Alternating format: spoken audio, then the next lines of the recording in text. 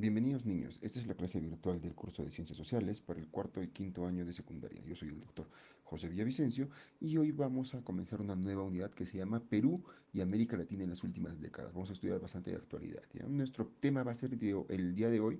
Vamos a entrar a un tema importantísimo. Primero, ¿cómo regresamos a la democracia? No solo Perú, sino algunos otros países de Latinoamérica.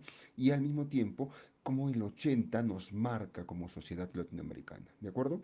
Primero, ¿cómo regresamos a la democracia? Gracias al traidor. Todos conocemos quién es el traidor, ¿no es cierto? Francisco Morales Bermúdez, que aprovecha la muerte de Velasco Alvarado, que tenía un plan de gobierno dirigido hacia el pueblo, dirigido a crear más trabajo, dirigido a que la gente no sea tan abusada por las grandes empresas.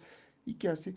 Destruye el plan Inca de Velasco Alvarado, instaura otro plan llamado Tupac Amaru, y que era volver a lo mismo, ¿no es cierto? Que las empresas pudieran tener los mayores beneficios, que el pueblo siempre fuera el que pagara, etcétera, etcétera, etcétera, etcétera. Todo este sistema injusto contra la gente pobre hace que se produzca lo que sigue. Primero, la crisis de los 80. ¿Qué pasa? Los países en Sudamérica estaban queriendo volverse industrializados, entonces pedían mucho dinero prestado a bancos extranjeros. Entonces, estas deudas crecieron tanto que en un momento se hicieron impagables. En cuanto se hicieron impagables, se produjo la crisis de los 80. Entonces los países ya no tenían el suficiente Producto Bruto Interno, o sea, no producían suficiente plata como para pagar los préstamos. Entonces hubo una crisis. Eso quebró a los países de Sudamérica, incluyendo el Perú. Lastimosamente, a nosotros nos tocó con un presidente como Fernando Belaúnde Terry, que fue elegido en 1980, que tenía clara visión mercantilista, ¿no? Clara visión capitalista. Entonces, él le importaba muy poco el pueblo, le importaba muy poco lo que la gente pudiera sufrir, le importaba que las empresas grandes ganaran bastante dinero. Y en 1985 entra Alan García, que si bien tiene un gobierno que intenta mejorar las cosas, lo hace tan, pero tan mal que nos lleva a la crisis económica. Teníamos una inflación por los cielos, los precios subían cada día.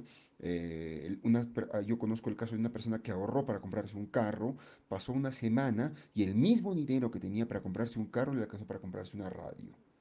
¿Ya? Los precios subían tan rápido de la noche a la mañana que uno no podía ahorrar y uno no podía generar riqueza. ¿De acuerdo? Luego, esto mismo, lo que les decía, el regreso a la democracia, lastimosamente una democracia muy mala, y la crisis del 80 con la deuda externa, produce una crisis de violencia en Latinoamérica. La de Perú la vamos a dejar a un lado porque la vamos a estudiar en la siguiente clase, pero por ejemplo en Colombia se produce una crisis gigantesca. En la década del 60 se fundan por lo menos cinco ejércitos rebeldes paramilitares que se oponían al gobierno y que querían tomar el gobierno. Cada uno situado en una región. Estaba el ELN, por ejemplo, que era el Ejército de Liberación Nacional, o el más conocido hasta ahora, que son las FARC. FARC, que significa la Fuerza Armada Revolucionaria de Colombia. ¿De acuerdo? Todos buscaban el poder y mataron muchas, muchas personas, incluyendo políticos, líderes, etcétera, etcétera, etcétera. En el caso de Perú, muchachos, aparecen dos, Sendero Luminoso y el MRTA, aunque antes habían aparecido otros, ¿ya?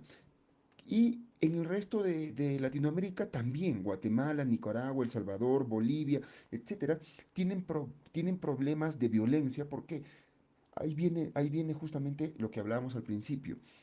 La injusticia social genera resentimiento, muchachos, porque cuando hay ajustes económicos, siempre paga el más pobre. Hoy, por ejemplo, que estamos en pandemia, a sus papás de ustedes, a mí, a toda la gente pobre, ¿no es cierto? Cuando hay un sistema como este y hay una pandemia, hay mucha gente que ha cerrado sus empresitas. Y algunos tenían empresas pequeñas, restaurantes, alguna peluquería, alguna pollería, etcétera. Tienen que cerrar porque no están ganando dinero. ¿Se dan cuenta? Pero ustedes ven que el Plaza Vea sigue facturando dinero. Las colas son inmensas y ellos siguen ganando dinero. ¿Por qué? Porque la ley está hecha para ellos.